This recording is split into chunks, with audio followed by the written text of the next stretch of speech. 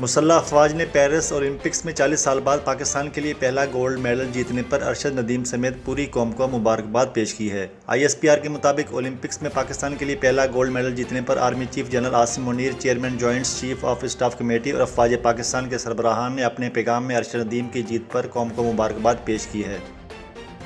وزیر اعظم شہباز شریف نے ارشد ندیم کے پیرس اولمپکس میں طلائی تمغہ جیتنے پر قوم کو مبارکباد دی۔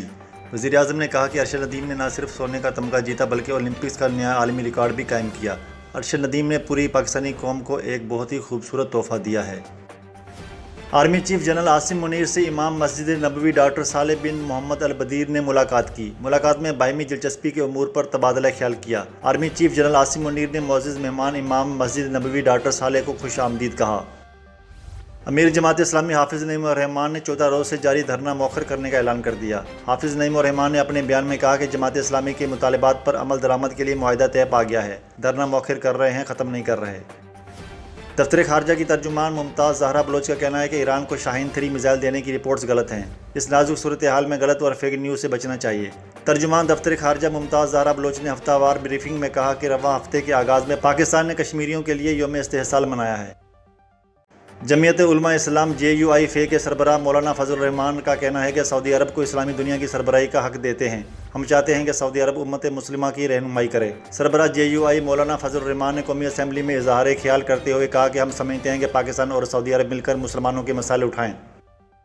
پاکستان پیپلز پارٹی کے چیئرمین بلاول بھٹو زرداری نے کہا ہے کہ جیسے ارشد ندیم نے تاریخ رقم کی ہے ویسے عدلیہ نے بھی ورلڈ ریکارڈ توڑ دیے ہیں۔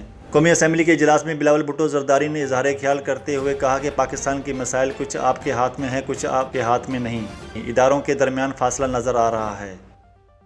بنگلہ دیش میں کوٹا سسٹم کے خلاف تحریک کی قیادت کرنے والے 2 طالب علم ناہید اسلام اور آصف محمود نے بنگلہ دیش کی نئی عبوری حکومت کے مشیروں کے طور پر حلف اٹھا کر تاریخ رقم کر دی ہے۔ بنگلہ دیشی تاریخ میں طلباء کو پہلی مرتبہ کابینہ میں نمائندگی دی گئی ہے۔ پیرس اولمپکس میں ریکارڈ قائم کر کے گولڈ میڈل جیتنے والے ارشد ندیم نے کہا ہے کہ میری طرف سے پورے پاکستان اور پوری قوم کو مبارکباد، گولڈ میڈل کی خوشی کی وجہ سے نیند نہیں آ رہی۔ ارشد ندیم نے کہا کہ اللہ تعالیٰ نے مجھے خوشی دی ہے اور میں لوگوں سے مبارکبادیں لے رہا ہوں اور دے رہا ہوں۔ پاکستانی ڈرامہ انڈسٹری کی معروف اداکارہ سائمہ قریشی نے پہلی بار اپنی طلاق سے متعلق بات کی ہے۔ انہوں نے اپنی نجی و پیشہ ورانہ زندگی، شادی کے ٹوٹنے اور 3 بیٹوں سے متعلق بات کی۔ اداکارہ کا کہنا تھا کہ میرے خیال میں مجھے طلاق کا فیصلہ اس سے بھی جلدی لے لینا چاہیے تھا۔ میں 4 سال اپنے 3 بیٹوں سے دور رہی، وہ بہت کڑا وقت تھا۔